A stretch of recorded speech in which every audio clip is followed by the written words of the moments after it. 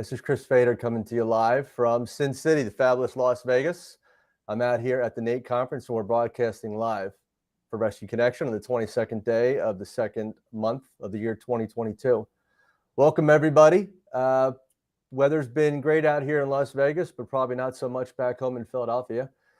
So without further ado, why don't we welcome our guest this evening, Sean Cogan from Harken Industrial. Sean, I guess welcome to Vegas or wherever you're at. Welcome to Rescue Connection. Glad to be here. Thanks, Chris.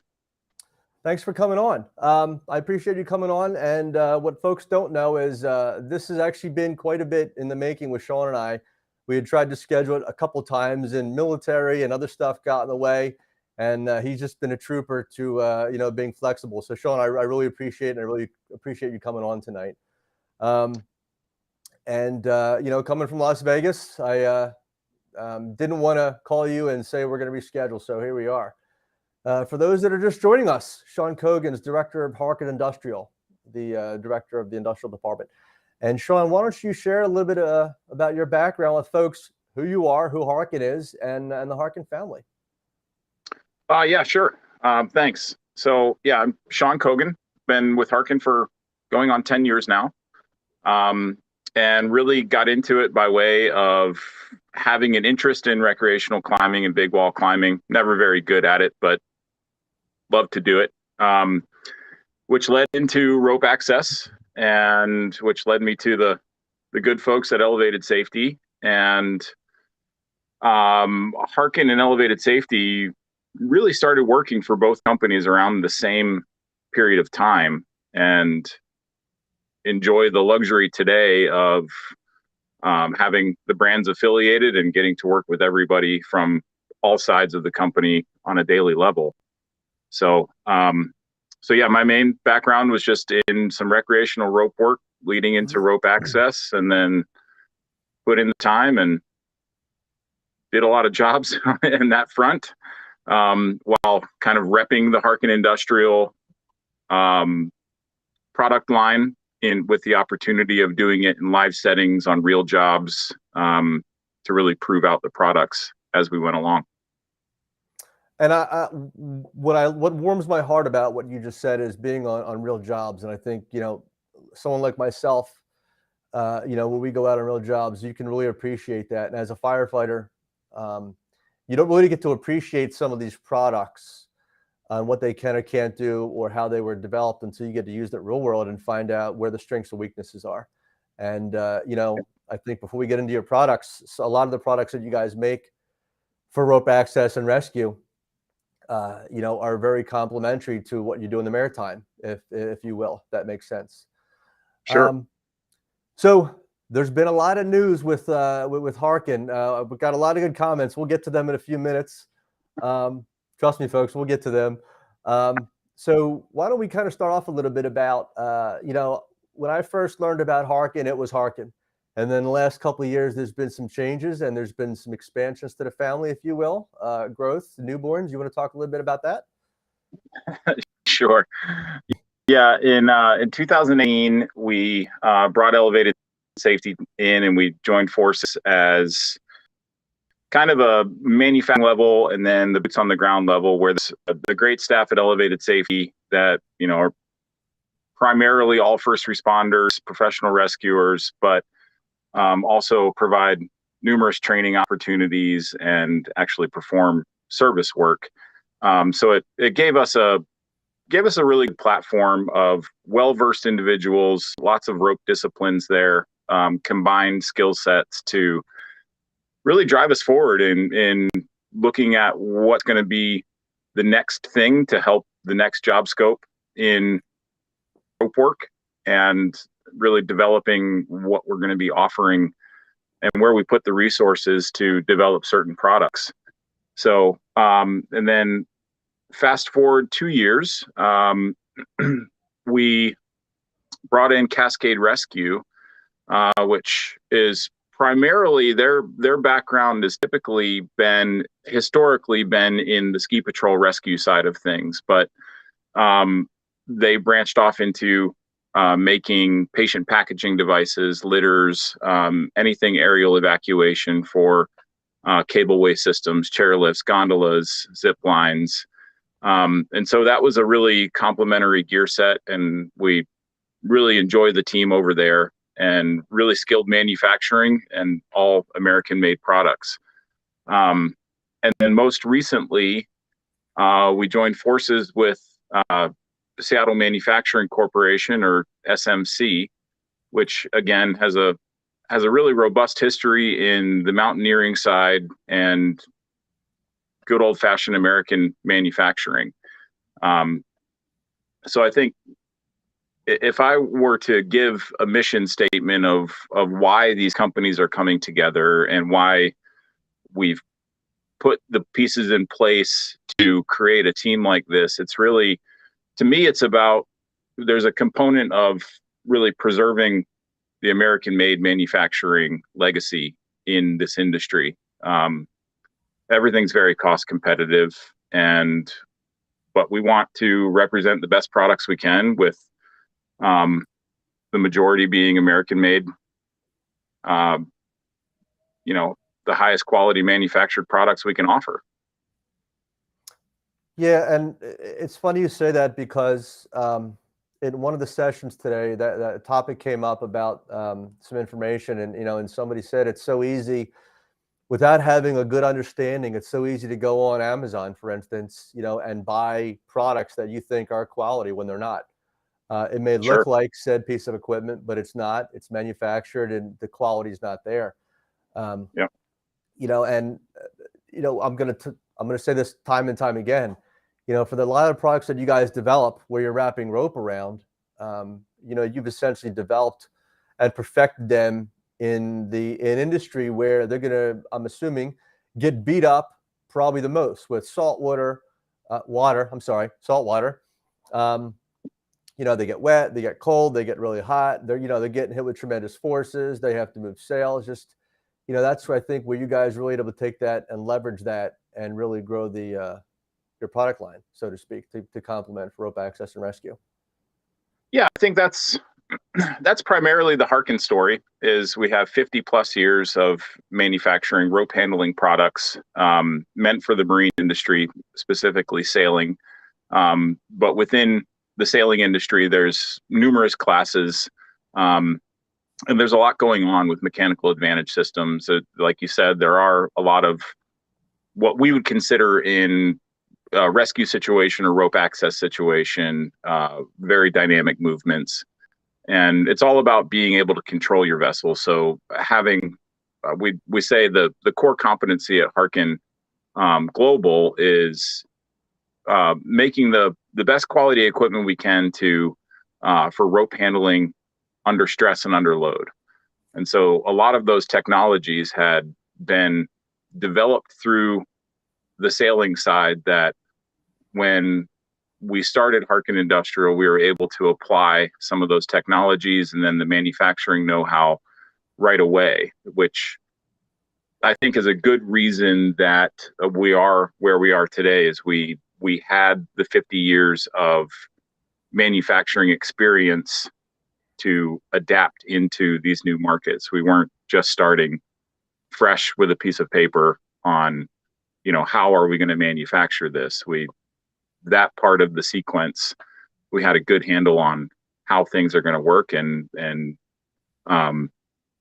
staying along the same principles of just handling,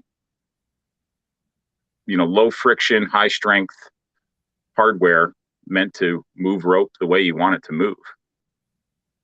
Yeah, and that's key, because that's really a large part of what we do in rescue, is just that, using rope around devices to control your movement.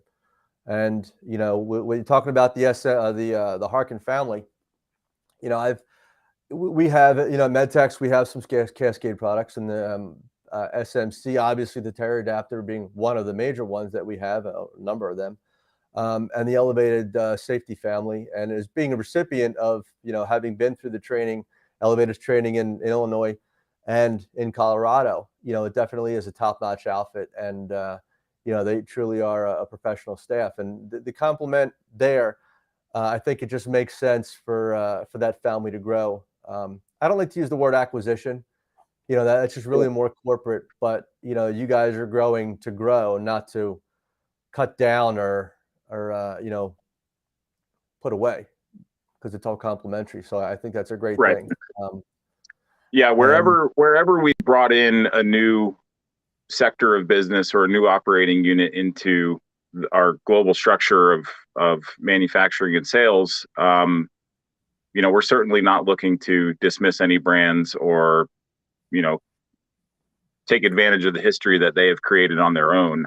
Um, really, what our goal is to continue to press forward on in a really competitive marketplace, to make the best products that round out the complementary gear set that we know most operations are going to end up needing in one combination or another. right. Which kind of brings us a little bit. So I'm looking at these comments, and I see Moto Mike. Don't worry, Mike. We'll get to you. We're going to talk about the LokHead. And by the way, I don't have any discount codes, so I can't give them out. You may want to email Harken and ask them for them. So the LokHead winch. When I joined the fire service in 1995, and I started taking tech rescue training about 97.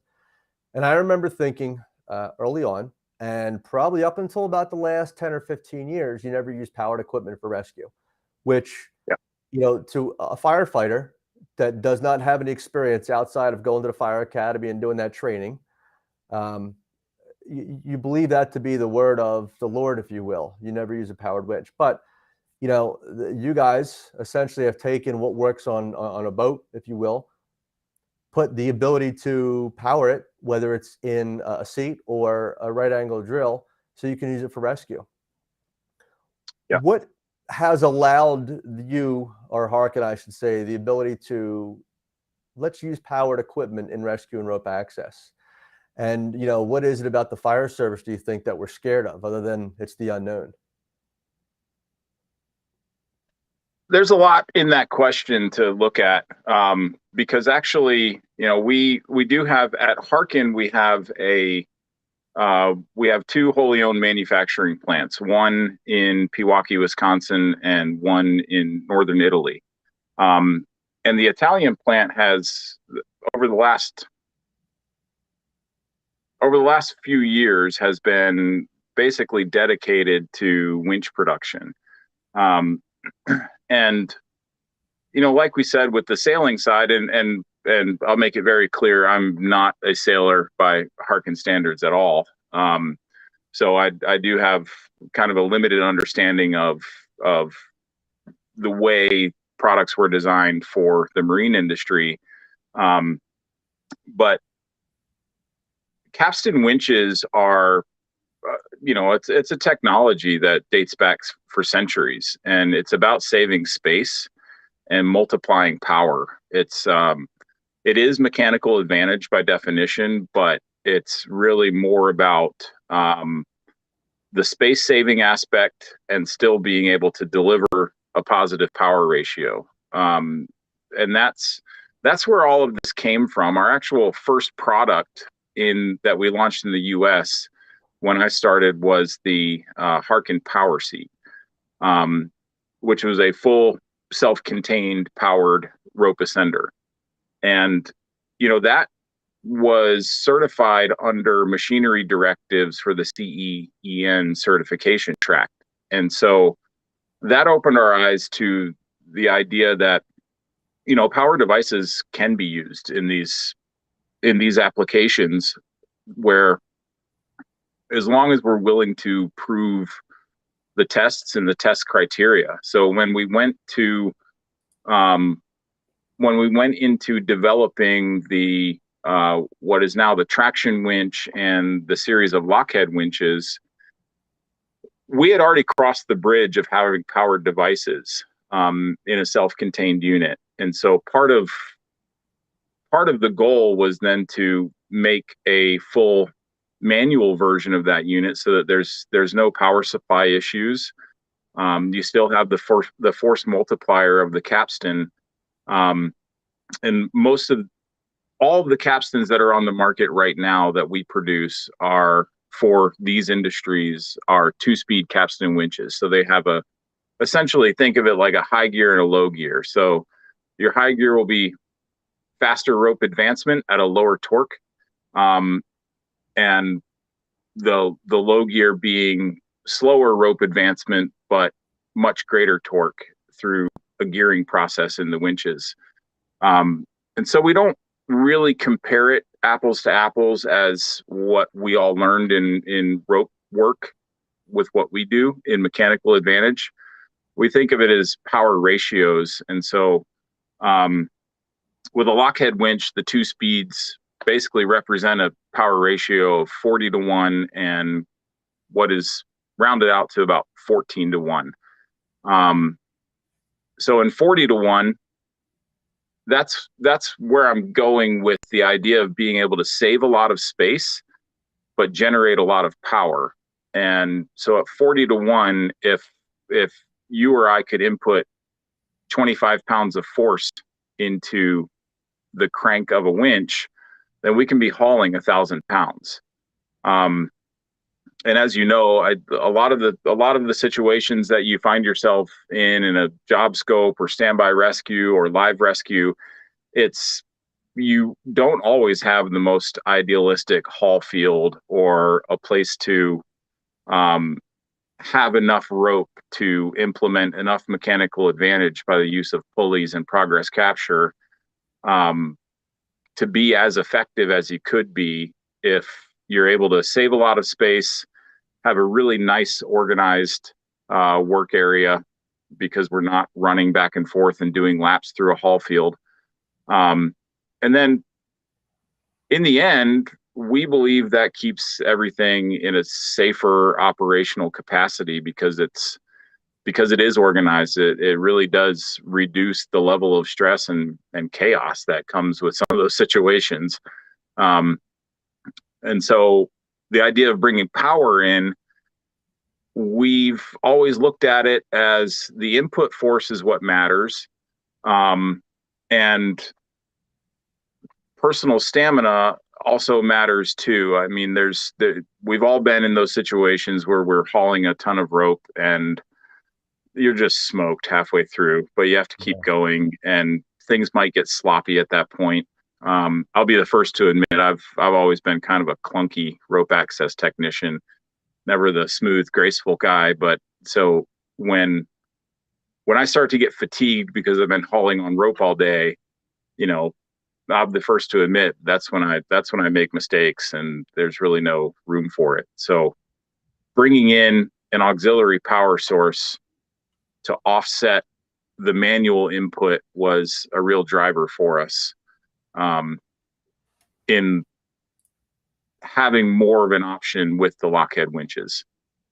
Okay, that makes sense. And looking at the LokHead winches, one of the things I found fascinating when I started using them, I think I started using the first winch in 2012.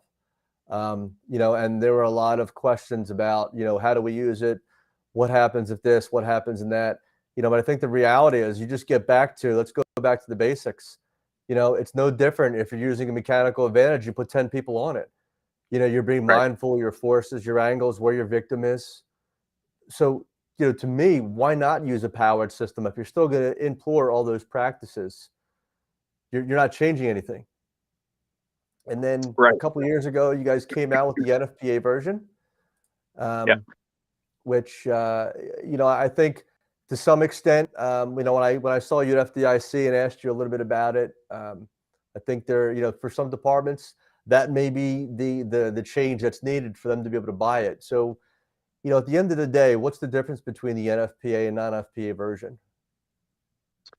So the non-NFPA version is certified to multiple CE and EN machinery directives. So it's on the CE and EN side of things, powered devices are in a totally different category. So basically the machinery directive that the CE version of the LokHead adheres to is categorized as a hand-operated crane system.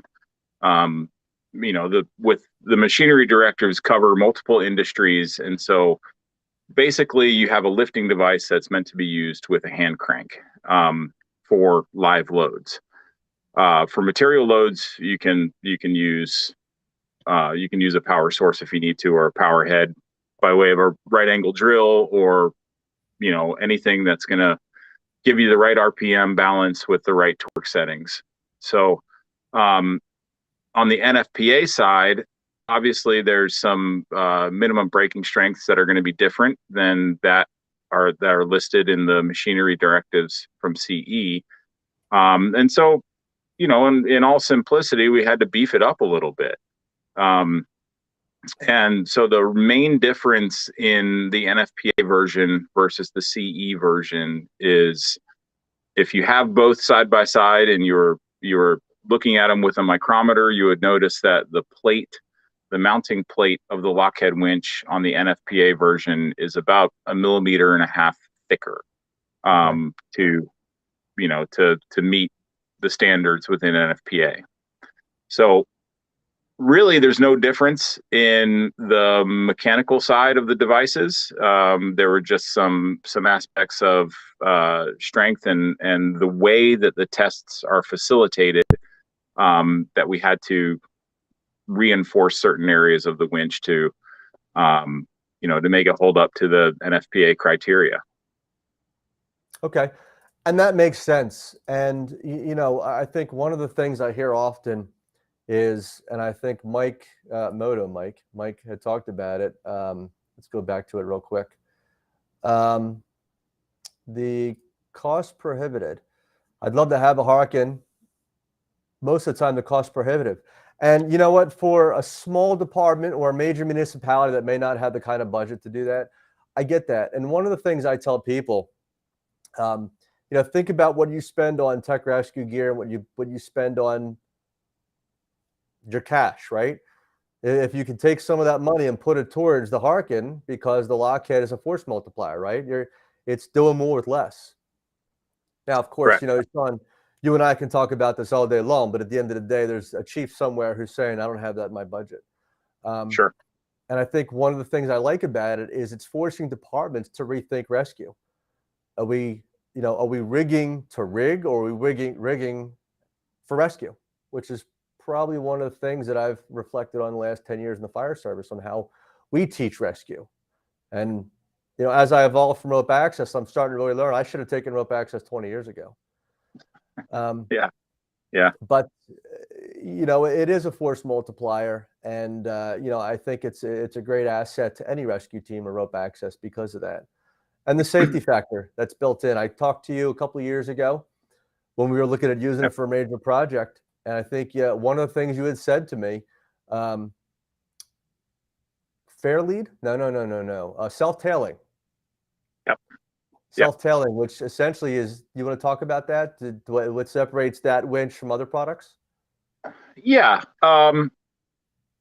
So like I said, the capstan winch technology has been around a long time, and it's basically put multiple wraps of rope around a drum and then turn the drum, and just the rotational effect of things is going to generate a haul when the rope is wrapping up. The benefit of capstan winches is that you can haul an unlimited amount of line, whereas think of your ATV winch or your Jeep winch or something like that, where it's all encapsulated on a reel, so you have a limited rope payout ability. And the idea behind capstans is, the longer of a lever arm that you implement to turn the drum, the more mechanical advantage you would have. And so fast forward over the last couple of centuries of mariners figuring this out on sailboats, to now having the technology of being able to have multiple gear sets living within the device to achieve all of that in a small space is pretty unique. The self-tailing aspect of it is, if you were to take a drum, wrap rope around it, and start turning it, you would have to have somebody keeping tail tension on the tail end of the rope to maintain your wraps. Right. And this was something that came along from the marine side, where being able to have a spring-loaded series of jaws at the very top wrap of your drum was enough to replace manual tail tensioning, so that you always had predictable rope advancement. And I think, going back to the idea of the affordability of these, I've been involved with rope access since 2011, I guess, and done a lot of projects where, especially on the infrastructure side, where on the inspection realm, nothing's ever meant to be profitable. The profitability side of an inspection is based on the recommendations that the inspectors find to then turn over to a crew to perform the work. Basically, it's kind of a no frills job in the scope of infrastructure. So when we started implementing winches into some of these bridges, where we had multiple bridges that you have a number of panel points to inspect or suspenders to inspect, and you have hundreds of feet to either climb, or with some inspectors, they're engineers, they want to do their job and focus on their job. And so the role of our team coming in the rope access is to manipulate the movements of that inspector in space to get to where they need to get to collect the data that they're there to have. And so oftentimes you end up in, some pretty vast cross hauls or situations where the inspection will be performed on descent. So the engineer can be under their own speed and their own lowering control. But then we can turn around and haul them right back up without expending their energy, and we become kind of the sacrificial labor there. Right. So when it comes to the winches and the price point, obviously it is quite the machine. There's a lot more manufacturing going into a LokHead winch than most of our, what I would say more of like commodity gear sets that we're able to do the job with, as long as you're willing to put in the work. But what we've seen over time is this isn't a phase that we took a moonshot and, it was a flash in the pan and now it's over. Now we're seeing it on a daily level where people are asking us, how can we implement these into our systems or departments? And the number one response that we've gotten from the people that were on the fence of spending the money to have winches in their haul systems is it greatly reduces the training aspect as well. And it can reduce the manpower expenditure. It can reduce the training time. I mean, I like to say that if you know the difference between clockwise and counterclockwise, you're halfway trained on the winches. Versus having to remember, how to build mechanical advantage systems, how to keep them neat and organized, and so they're working to their theoretical best. And so there is, I think, over time, there is a big cost savings by having the right tool for the job. And I'll be the first to admit from a technician level that the winches aren't perfect for every job. That's why there's so much gear that we have access to, and we're able to select it for the right scope. But on the winch end of things, with the upfront cost comes a lot of cost reductions and effort reductions, that if you were to amortize it out, you're definitely moving forward by implementing the right technology. And I think that applies to a lot of aspects of business. I mean, there's reasons that, you're on the fire service, that you guys have gone to a lot of different hydraulic tools. I mean, obviously there's some science behind the hydraulics can produce a lot more power than a human can. So why wouldn't you use the best tools available to do the job at hand when time and effort matter? That's a good that's a good way to explain it, and kind of connect those dots. Never thought about it that way, and you're absolutely right. The one of the things you had talked about was complementary. Yeah. You guys don't make just winches for rope access and rescue. Let's talk about some of the other products that you make that folks may be chomping at the bit to hear about. Well, and that ties back into the family side of things. We can't make everything in one location or in two locations. You can't think of everything. There's been a lot of really progressive forward thinkers that have come up with devices and intellectual property on devices that, is the stuff that you can't possibly make at all. And so that's going back to what I said earlier about, looking at high quality ISO 9001 certified manufacturing in this space. That's really where we're trying to branch out. And by bringing in other manufacturing processes and other basically more people that have a wider variety of skill sets, that's what's going to push any business forward is not only what the customer sees as complementary gear sets, but what complements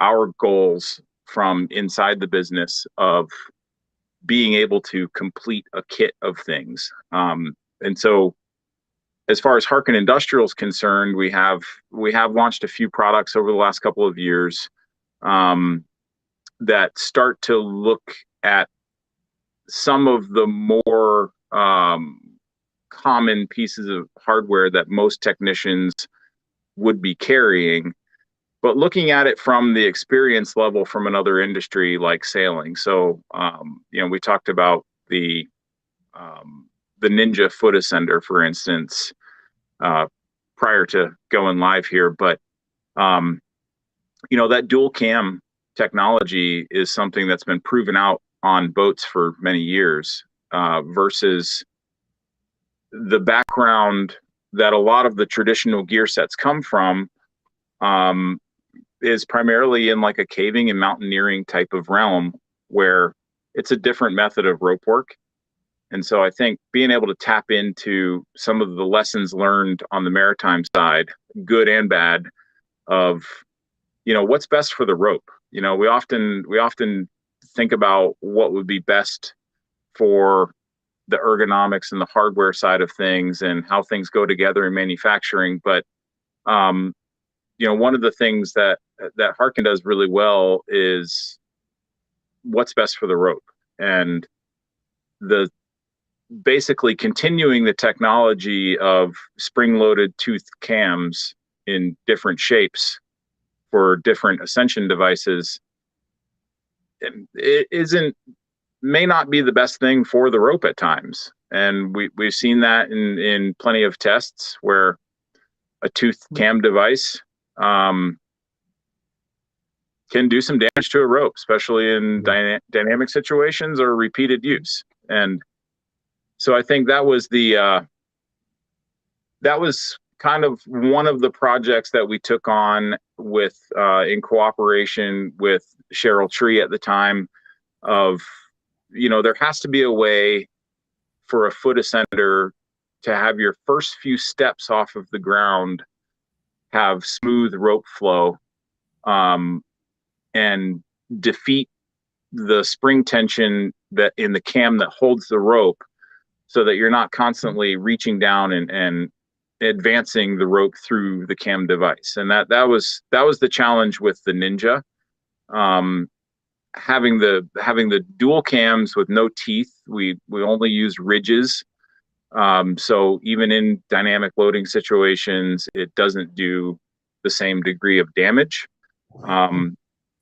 But with sharing the load between two cams, we're able to deaden down some of the spring tension to where the rope flows through it easily on ascent, even with no rope weight or tail weight, and still has just as much of a bite on the rope, but with less potential of damage. And so that was one of those things. I mean, the cam cleats that Harken has been making for a number of years is one of our most popular items. It's on most sailboats around the world, and that was just one example of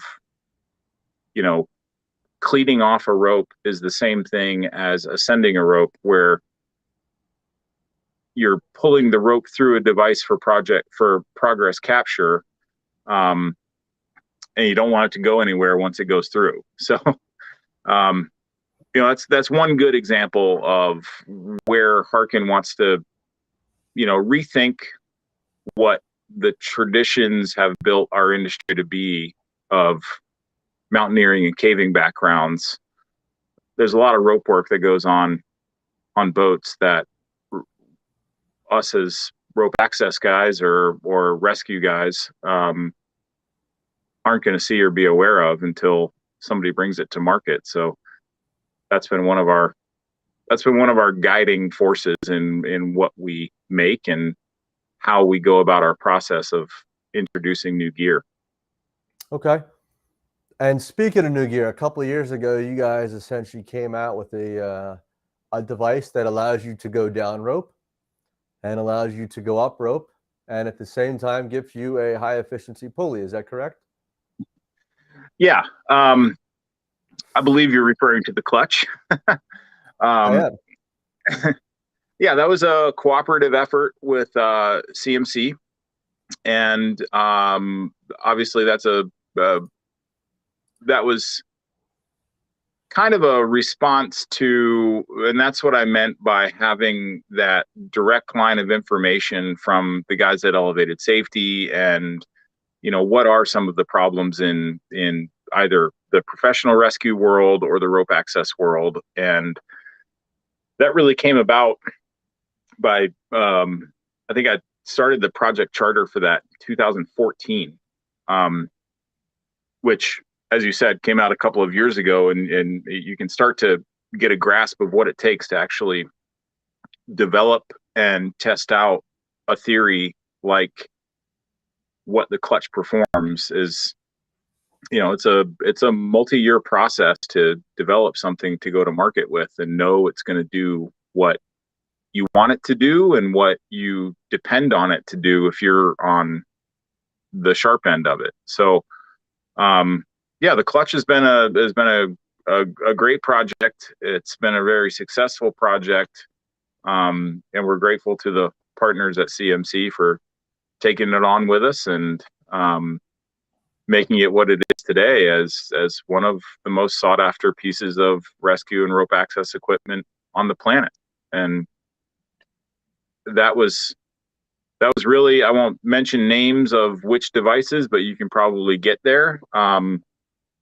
Nate Paulsberg and I were in a situation where we were on a bridge down in Texas and thought about how much effort we're going to have to put in to do a haul over this expanse that we were working in using our traditional devices. But we didn't want to carry the heavier, more efficient devices with us through 400 feet of ladder chases. So we said, well, what if something could perform the personal mobility of this device with the hauling efficiency of this device?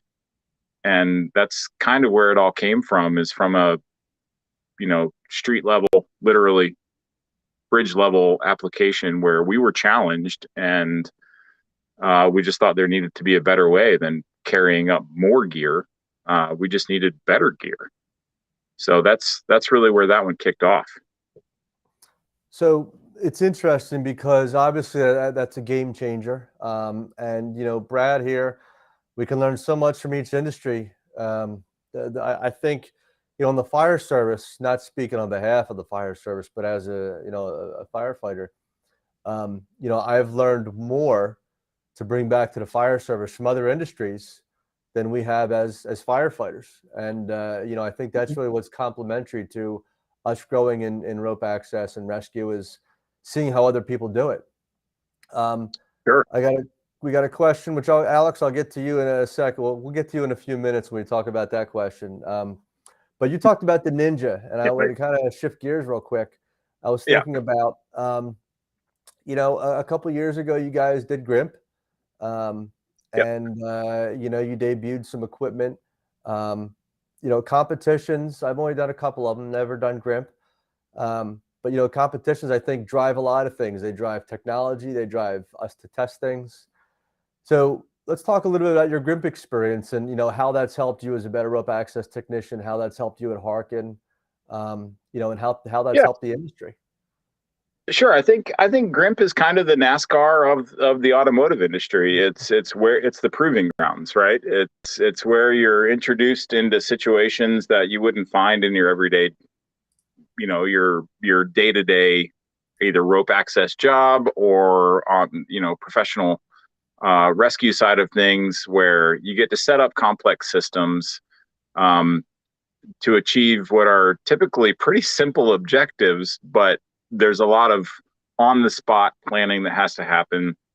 It has a lot of it has there's a I think the teamwork is probably pronounced the most when it comes into those GRIMP competitions. And so, I'll give credit to the guys at Ronin for opening my eyes to it. I actually competed in Namur as part of the Ronin rescue team. So in 2018, which drove us to uh, enter a team of our own from Elevated Safety over in Belgium in 2019. I keep remembering that we took a couple of years off, as most of the world did, but and then GRIMP North America as well in 2019 on the battleship Iowa. And I think those are the types of things that make the competition what they are. Is it's all rope stuff. That's great. Everybody loves rope stuff, but the experience of traveling international with your team as a team, or and whoever hasn't been to Namur, beyond the rope competition, what a place! What a place to just go and enjoy life a little bit. I mean, it's some of the best beer in the world, some of the most beautiful old citadels, and just absolutely stunning landscape. And so to be able to compete in a legitimized rescue competition in those areas is a big part of it.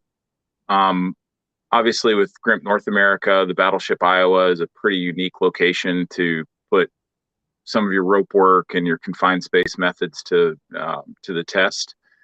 And so, yeah, I think there's a lot of benefits to GRIMP. I think GRIMP is changing a little bit over time as more and more people are aware of it. And GRIMP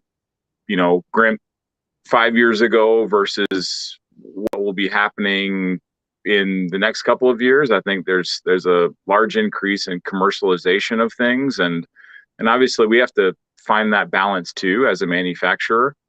But the overall benefit of GRIMP is really just being able to be challenged as though it's a real life situation, but with a lot of control measures put in place to make sure that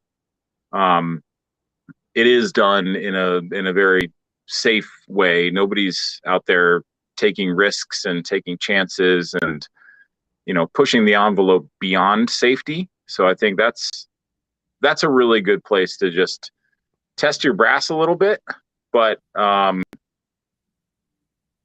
in a community of a lot of like-minded thinkers and folks that are really just trying to drive the industry forward and learn as much as they can in as many ways as they can. And GRIMP puts it all in one place at one time, which to me is far more beneficial than going to a trade show or seeing a product in a booth. Being able to put it to the test in a foreign environment, in a kind of sometimes maybe a contrived situation, but it's contrived in a way to make you think and to make your team communicate and move forward with the event. And I think it's one of those things that, and I think the rope trip did that as well. we competed in the rope trip back in 2016 at the Petzl USA headquarters, and I think that was just one of those things that opened our eyes to the idea of how beneficial competitions are,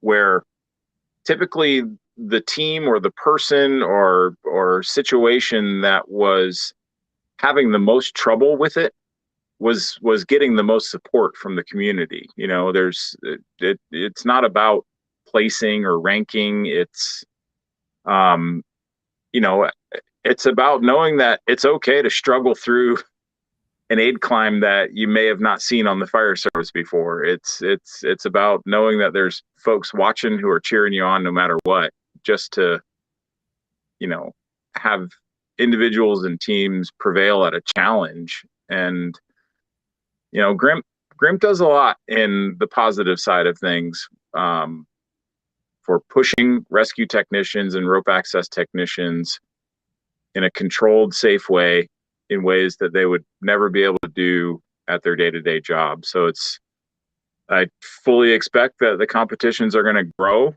and there'll be more of them in different areas and in different disciplines.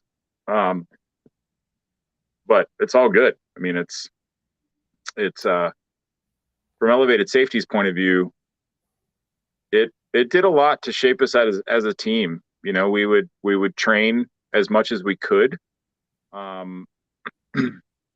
But we're all over the country. So when we were training for Elevated Safety, we were literally going to an abandoned power plant in, you know, in right around the Illinois-Wisconsin border, and running exercises just kind of speculative of what we might see. And I think that's probably one of the coolest things about GRIMP, is you don't know what you're going to get. So teams train and cross train and try to get as good as they can at ascending or setting up haul systems, or, you know, whatever it may be, litter handling, you know, just how the attendants work with litters. All of that stuff is, until you're in the go moment of GRIMP, you don't know what they've come up with.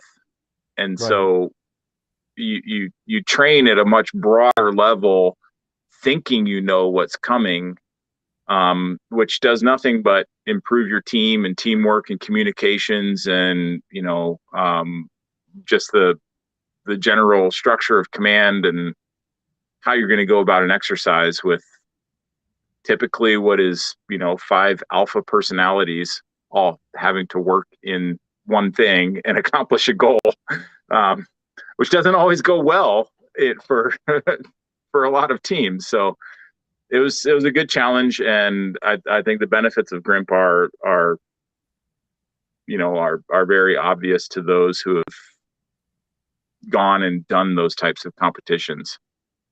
Well, I'm sure for some teams it got really heated at times. You know, where because you're right, alpha. My idea of what this looks like and your idea of what this looks like when you're down at the clock, it can get really heated. I did something a few weeks ago that I saw in a picture in GRIMP that I've tried, and it got like 40,000 views. It was shared across the internet, and it's nothing earth-shattering, you know. But for the fire, again, I keep going back to the fire side, on the fire rescue technicians on emergency services. It's just so outlandish. Why would you ever do that? And you think about some of the stuff that you guys are doing in GRIMP, it's like, why haven't we been doing that? You know, why are we using pulleys this big when there's pulleys that are much smaller that will do the same thing? And, you know, I've learned a lot from watching those videos and looking at pictures and studying. And, you know, I love the competition side of it. I've done a couple. I did one competition, and there was folks that were running circles around me on certain skills. And I feel this big because these guys they're literally running circles around me. And then there's other things that I'm doing where I'm running circles around them, but I'm learning more from them than they're learning from me. But at the end of the day, you guys all enjoy a cold beverage together and talk about the strengths and weaknesses that made it worth being there. And and I think that's the key to GRIMP, you know. The cold beverage I was drinking was a non-alcoholic beverage with no ice because I'm not a drinker, but there's no shortage of my circle of friends who will drink for me. Sure.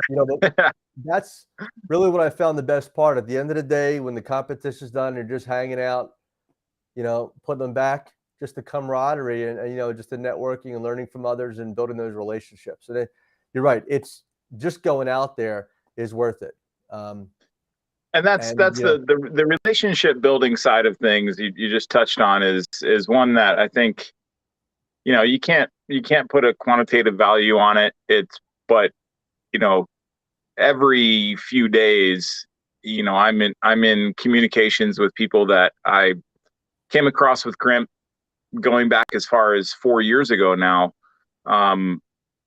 that we're still in contact.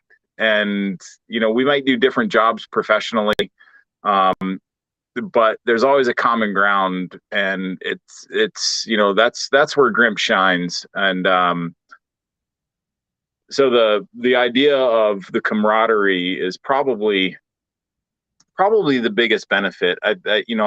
I would say to any team out there that's thinking about joining a GRIMP competition, it doesn't matter if you're going to win it or if you're going to come in last place. It's like our parents always told us, it's not about participation trophies, but it is about being there and showing up. You put it on the line to be there. And, with GRIMP Day in Belgium, I mean, there's only, it's varied, but there's only roughly 30 teams involved. And so just to go through the application process, you're doing something to put yourself out there as, this is what we do. This is what we're committed to. We're willing to spend our own money against it. And with GRIMP North America, it's even more selective in that it's not as spread out of a location, so they can't facilitate as many teams. So it's a pretty tidy list of 10 to 12 teams. And, if and when you're selected, it's one of those things. I mean, that's when it gets real. But the fact that anybody puts themselves out there, to be seen and to be scrutinized on social media, and to, there's a lot of folks on social media that love to pick every scenario apart. oh my And God, yeah, but they weren't there doing it, so we'll never know how their solution may have worked out. And I think that's one of the things that's like unspoken about GRIMP. But when you put yourself out there, you're putting yourself out to the scrutiny of everybody who may see a picture and flag problems with it or whatever. And I think one of the things that I really appreciate the Chicago mentality of the guys at Elevated Safety. The more you pick out something that may not be what you would have done, I mean, that kind of stuff, like people can call it haters, whatever, but like that helps make everybody better too. I mean, because there's guys there that take this really seriously, and if somebody's picking on like how we set up a litter bridle or how our attendant was positioned in the litter arrangement, then that just it's a weird filter, but it does make us all better. And it's so, yeah, I think GRIMP Day really puts a lot of I like to say that GRIMP Day puts a lot of focus on having a lot of influential people in the same space at the same time doing things to a relatively common goal. Even if I didn't see one of the teams from Japan do a particular event and be able to firsthand learn from them, if they did something novel, then back at the fire hall afterwards, everybody's talking about it and right. sharing about it, and that goes a long way to making teams better. Yeah, I agree. And to the extent that you're right. You know, people, the Facebook rescue technicians, the Facebook rope access technicians, they weren't there. You know, let's learn from it. Let's not critique it. It's Yeah. That's the reality. We welcome as much criticism there is, because no one's perfect. And yeah, you're right. You know, like the stopper knot I tied at such and such point of whatever video you watched could have been cleaner, you know, and in the heat of the exercise, like that's something I didn't catch. Um, so it's fine. You know, it's not worth getting upset over. So Alex has a question. I'll how you want to answer this, Alex McKenna. Sure. Are you guys looking at acquiring any arborist companies? Seems like a major rope use industry you don't have a stake in. I can't answer that from a corporate level, but Alex is right. You know, I like to think of the arborist side of rope work as like the Galapagos Islands of evolution. If you guys read Darwin or Voyage of the Beagle, it's one of those things where on the industrial side and the rescue side, I think there's a lot of predictability. On the arborist side of things, man, you know, no two sites are alike, no two trees are alike. Every situation is different by definition. And so I look at the arborist community and the rope work that goes on there as fascinating, really. I mean, just the amount of like hitch, the amount of like very calculated hitch friction that is used every day in arborism blows my mind. I mean, I've seen numerous different types of what we would just refer to in rope access as a prusik, but it's not dressed the same way every time. You know, there's dozens of them, and the creativity in the arborist side, I think is what drives a lot of the industrial products forward, honestly, because we can all get comfortable with, you know, a structural I-beam being our anchor, but these guys are out there doing redirects off of, you know, 1.5-inch branches, and they have a different knowledge level of being like, yep, that anchor's good. And if it's questionable, I'm going to use something with a little less or a little bit more friction to make my movement good with the tree. And I just think that's I mean, that's like magician level stuff going on out there. We have been involved with the arbor community for a long time in the products that we make for other companies. The GRCS, the Good Rigging Control System, is a capstan winch based lifting and lowering system that essentially can turn your tree into a jib crane. So if you have areas where you can't get there with conventional equipment, you know, bucket trucks and bigger, heavier type of equipment, it's still up to the rope guys to down the tree, even if it is over a swimming pool or a, you know, gazebo or something where you have to manipulate the weight as it comes off. And there's a lot of, you know, there's a lot of dynamic situations there that they are able to control so well, that as of right now, can't say anything on the corporate side of whether or not we're targeting an arborist company as something to join the family, but we're very much conscious of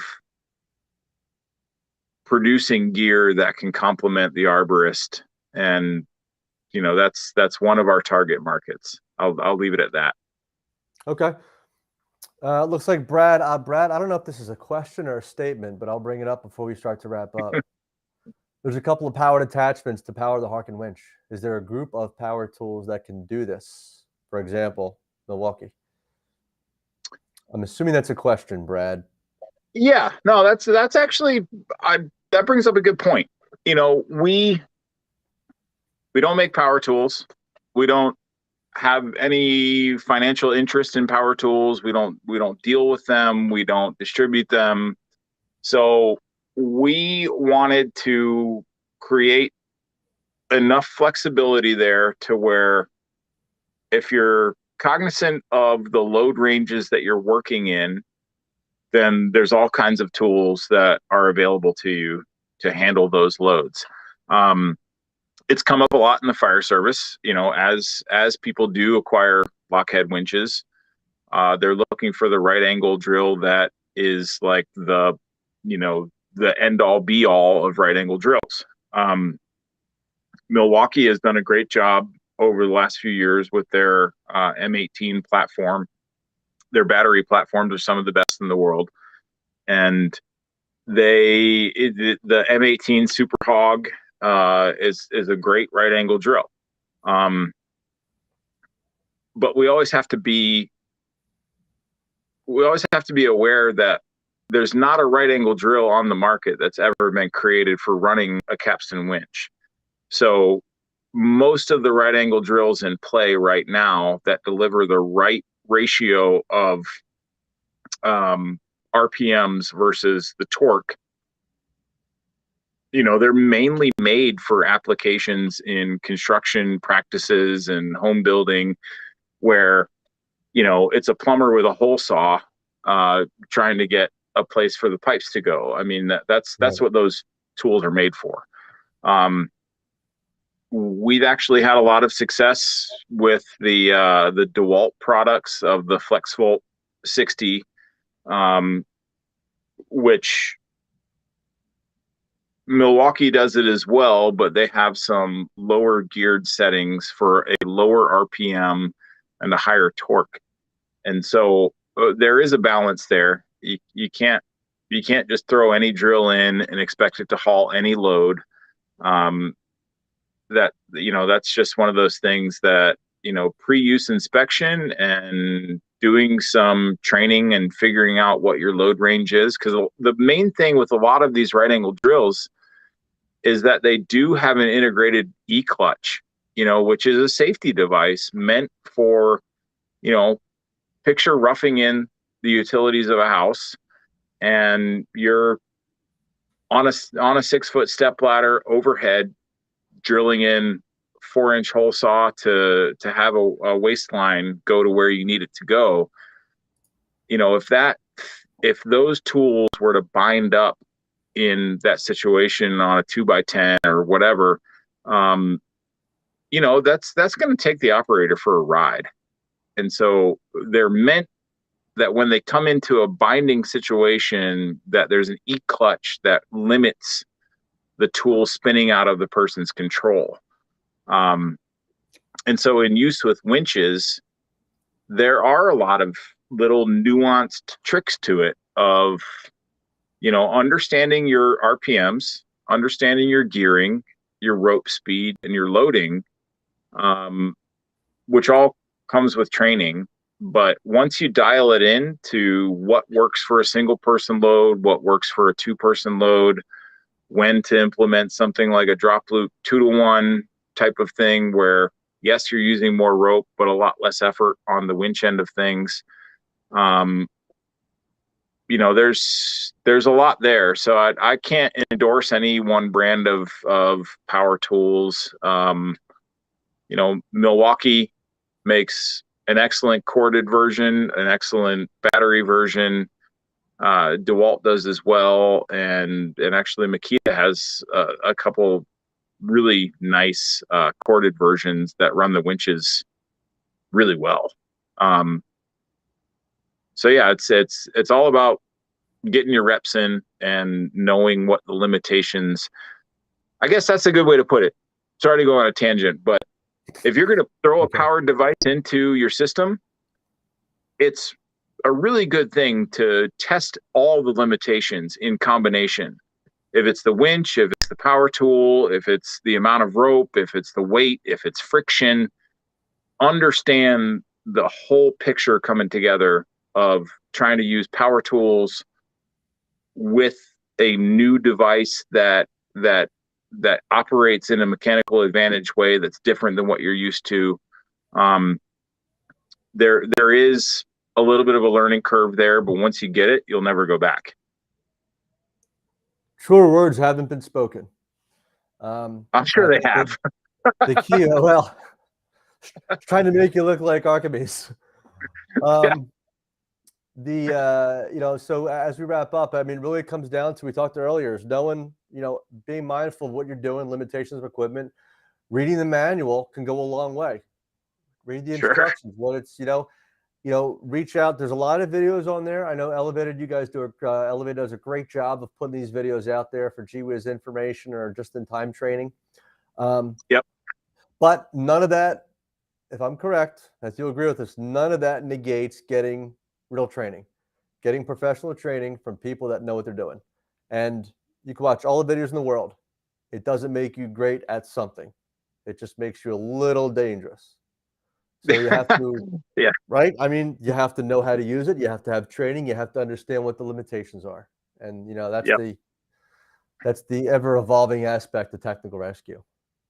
And that goes across all equipment sets. It's not just rope work or winches or power tools. I think that's the really safe way to approach any situation. Of if you haven't done your own tests and know your own limitations, then you probably shouldn't do it certainly in a rescue situation where other people may be at risk for your actions. Right. Exactly. So as we start to wrap up, how can people get a hold of you? How do they contact you at Harken? The best way is to go to harkenindustrial.com, and we have a contact form, and we have, luckily we are a global company, so there's at least some office monitoring this contact form at any time of the day, and you'll get a response really quickly. Okay. And then with respect to if they have, they can reach out for training concerns for the Harken Winch. I'm assuming they can reach out to Elevated and then start the conversation from there. Again, top-notch agency, just a group of true professionals. Sean, I can't thank you enough for being on. Went a little bit longer, but that's okay. We got a lot of good feedback. And I hope we got to answer some questions. I hope folks, maybe rebroadcast after hours in the fire department, around the office, and get something out of it. And if people have any questions about the Harken family, you can Google Cascade Rescue, Elevated Safety, or SMC in addition to Harken. Again, thanks for being on. Chris, thanks for having me. And like you said, man, this has been more than a couple of months in the making. So thanks for making it work. You're welcome. Some large individual gentleman just walked in behind you. That's all right. I know him. Okay, good. Is he bringing beer? Oh, good. On that, it's a perfect way to close, right? So down them. I'm going to go have my iced tea because I'm trying to quit drinking soda. So if my wife is watching right now, I'm going to have an iced tea, honey, not a soda. And more power to you, Chris, especially in Vegas. Good on you. Oh, yeah. And we're going to be back on March 31st, which is a Thursday, with Kevin Looney from Vector Rescue. And we're going to talk to him about his presentation from ITERS on the use of Prusik bypasses on control lines for high lines, which should be a very interesting topic. So please join us. Again, Sean, thank you, everybody, for joining us. Hope everybody has a great evening.